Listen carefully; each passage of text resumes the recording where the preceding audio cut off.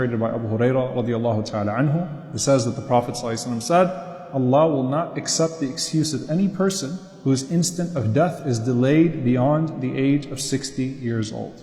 At this point in life, you've hit 60, you've faced multiple a'rad, you've had multiple hindrances hit you, right? You've seen your friends die, likely at this point. You've seen your health and your time go. And this is really powerful because وَجَاءَكُمُ النَّذِيرُ, the warner came to you. What is a nadir? So the first nadir is the Prophet ﷺ, right? There's a secondary nadir here that it's referring to. Gray hair. The nadir that Allah is talking about is gray hair. When you start to see gray hairs, that's a sign like, hey, it's coming. You know, Allah is reminding you with the aging of your body that your dunya is also fleeing you. Okay? So age is a proof against a person. What are the important ages in the Sharia that we come across? So they're 7 years old, teach your kids how to pray. 10 years old, you discipline them if they don't pray. And then there is when a person is baligh, when a person reaches the age of puberty, maturity, that's when the pen starts to write. The next age is the age of 15. Ibn Omar radiallahu ta'ala anhuma, he narrates, I came to join the Prophet ﷺ in battle and I was 14 years old, but he didn't accept me. And then I came to him at 15 years old and he accepted me. And Nafi', who was the freed slave of Ibn Umar, he said, I narrated the hadith for Umar ibn Abdul Aziz. And Umar ibn Abdul Aziz radiallahu anhu responded, he said that this is the distinction between youth and adulthood. So 15 was actually looked at as an age in the Sharia for that reason. So they say youth, when you hear the word shab, a young person in the Sharia, it's referring to the time between either bulugh, either puberty, or 15 years old and 40. The next age, حَتَّى إِذَا بَلَغَ أَشُدَّهُ وَبَلَغَ 40 سَنَةً, until a person reaches their peak and then they reach 40 years old. Ashuddahu refers to the age of 33. This is the age of the people of Jannah, 33 years old.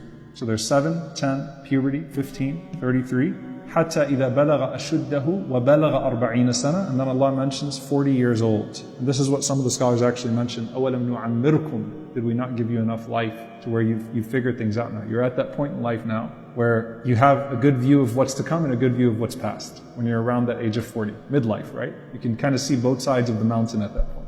And of course, that's when they say that the Prophet ﷺ was, of course, he received revelation at the age of 40 because he was mature in every way. Timal al-quwwa wal-aql, completion of intellect and strength. And Umar ibn Abdul Aziz, rahimahullah ta'ala, he says that it's not necessarily 40. Some people reach maturity at different ages, right? So some people are more mature at 37 than others at 42, so vice versa. So he gives these examples as well. But he says that generally speaking, 40 is the time of midlife. The point is that your gratitude to Allah should be at its peak, because you're at the peak of your life and you've experienced enough ni'mah that you can reflect on, and you're seeing zawal al-ni'mah, you're starting to see the decline of that ni'mah that you can also reflect on. So you say what?